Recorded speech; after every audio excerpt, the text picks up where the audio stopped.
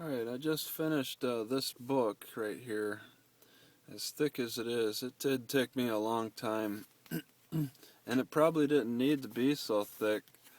This author went through details that no other author uh, bothers going through.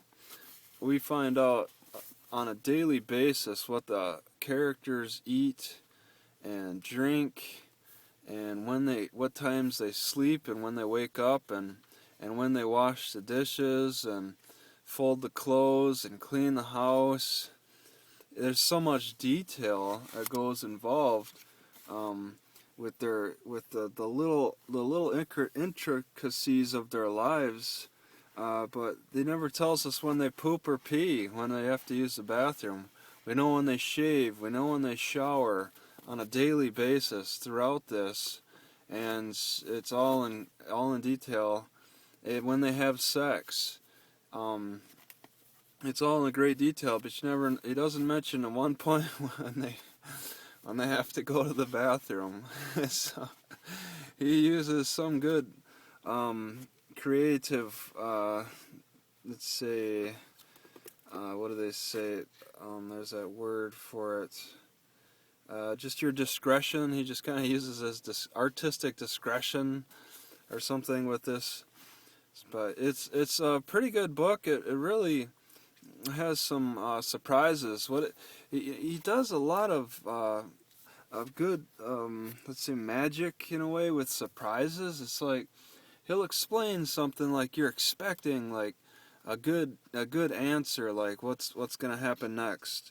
Like say there's something crazy going on in a house.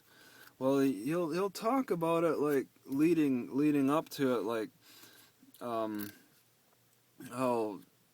there's some things going on and in the house that you would just cringe at and all this type of things, and then you don't know exactly what he's saying, and then all of a sudden he just comes right out and says it.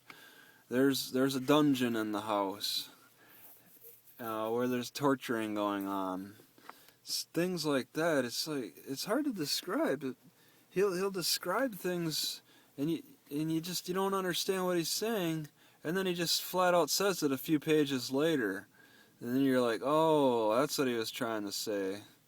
And he does that a lot, and it's really masterful of sorts. It really helps add extra pages to a book when he can go through and explain things that just don't seem to make sense. It's kind of like how I explain things, but then sometimes I don't even follow up with just flat out saying what I was trying to say. He repeats in a way what he's trying to say, but he tries to say it in a complicated way first, explaining it like a financial situation that's going on with the character, and then he just flat out says it. Yeah, they're bankrupt. you know, it's like you have to read a few pages later to see what he's saying.